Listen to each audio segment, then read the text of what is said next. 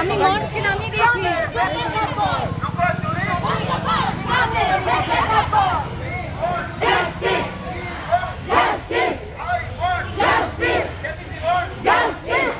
এই জিনিস বোধহয় কলকাতা শহর কেন আমি জানি না, আর কোনো শহর দেখেছে কিনা।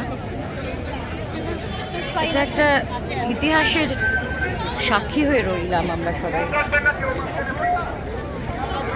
যখন ভেবেছিলাম আমাদের এই প্রিয় শহর প্রতিবাদের ভাষা প্রতিরোধ করার ক্ষমতা হারিয়ে ফেলেছে, তখন একটা ঘটনা সমগ্র জাতি সমগ্র মানুষকে এইভাবে যে নাড়া দিয়ে যেতে পারে সেটা এই ঘটনাটা দেখিয়ে দিল। শহীদ হয়ে গেল আমাদের তিলোত্তমা, কিন্তু এখানেই তো শেষ নয়। এটা কোনো হুজুগ নয়, এটা বিপ্লব, এটা একটা মুভমেন্ট।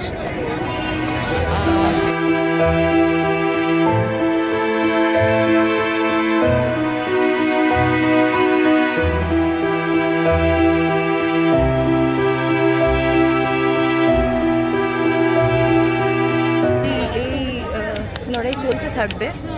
এক সন্দীপ ঘোষ নয়, এরকম সমস্ত সন্দীপ ঘোষেদের বিরুদ্ধে মানুষ যেন আর ভয় না পায়, আর যেন গর্জে ওঠে অন্যায়ের প্রতিবাদ।